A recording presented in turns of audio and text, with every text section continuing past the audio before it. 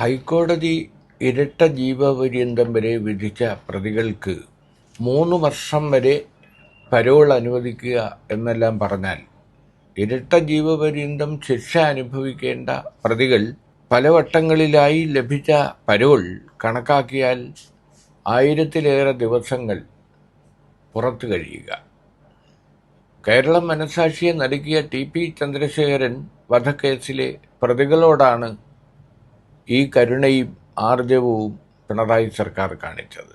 ഓരോ ആളിനും ഓരോ പ്രതിക്കും ലഭിച്ച പരോളിൻ്റെ കണക്കുകൾ പരിശോധിച്ചാൽ ആരും മൂക്കത്ത് വിരൽ വെച്ചു പോകും. അതിക്രൂരമായി TP ചന്ദ്രശേഖരനെ കൊലപ്പെടുത്തിയ സംഭവം കേരളം മനസാക്ഷിയെ നടുക്കിയ ഒന്നാണ്. അപ്പോൾ ഇത്തരം ക്രൂരകൃത്യങ്ങളെ ന്യായീകരിക്കാനും പ്രതികളെ ചേർത്ത് നിർത്താനും ശ്രമിക്കുമ്പോഴാണ് യുവതലമുറയിലും കുറ്റവാസനയും ക്രിമിനൽ സ്വഭാവങ്ങളും എല്ലാം ഉണ്ടാകുന്നത്.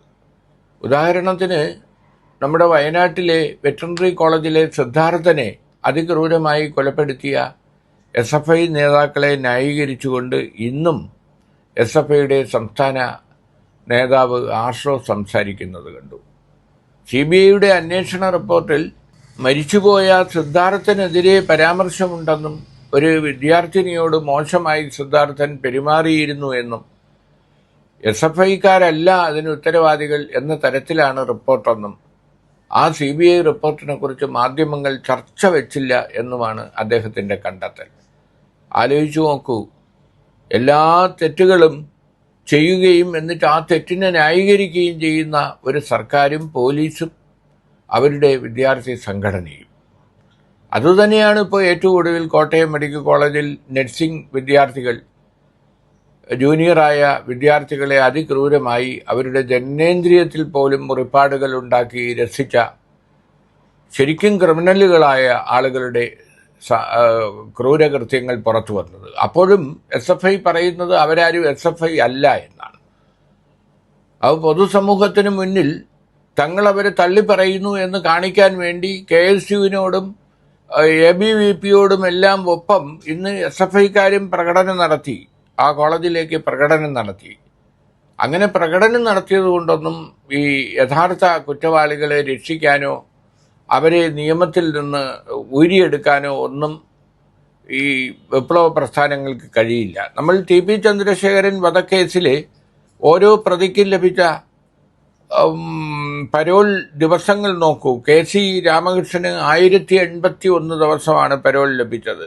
TK രജീഷിന് 940 ദിവസമാണ്. ട്രൗസർ മനോജിന് 1068 ദിവസമാണ്. അണ്ണൻ സൈത്തിന് 1078 ദിവസമാണ് പരോൾ.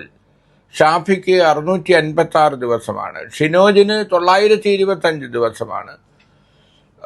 കിർമാണി മനോജിന് 851 ദിവസമാണ്. റഫീഖിന് 782 ദിവസമാണ്. കൊടിസുനിക്ക് മാത്രം 60 ദിവസമേ നൽകിയുള്ളൂ.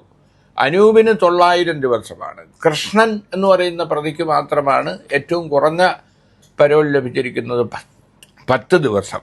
അപ്പോൾ ഇതിലെ മുഖ്യപ്രതിയായ കൊടിസുനി ഇവർക്ക് വേണ്ടപ്പെട്ട ആളായിരുന്നു. പക്ഷേ കൊടിസുനി ഈ പാർട്ടിയുമായും അതുപോലെ പോലീസുമായും എല്ലാം ഉണ്ടായ അഭിപ്രായ വ്യത്യാസങ്ങളെ തുടർന്നാണ് അദ്ദേഹത്തിന് മാത്രം പരോള് ഒരു 60 ദിവസത്തേക്ക് വെട്ടിക്കുറച്ചത്. ബാക്കി എല്ലാ പ്രതികൾക്കും 2 കൊല്ലത്തിലേറെ അല്ലെങ്കിൽ 3 കൊല്ലത്തോളം ആണ് പരോൾ ലഭിച്ചിരിക്കുന്നത്. അപ്പോൾ ഇതാണ് പ്രതികളോടുള്ള സമീപനമെങ്കിൽ ക്രിമിനലുകൾ വളരുക മാത്രമേ ചെയ്യൂ.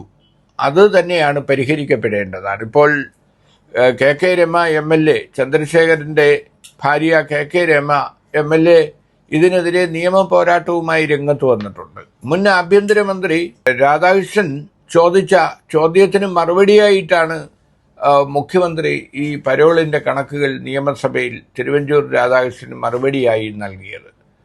എന്തായാലും ഈ കണക്കുകൾ സൂചിപ്പിക്കുന്നത് ക്രിമിനലുകളോട്, കുറ്റവാളികളോട് ഈ സർക്കാർ, 2ാം പിണറായി സർക്കാർ അല്ലെങ്കിൽ 1ാം പിണറായി സർക്കാർ കാണിക്കുന്ന മൃദു സമീപനമാണ്.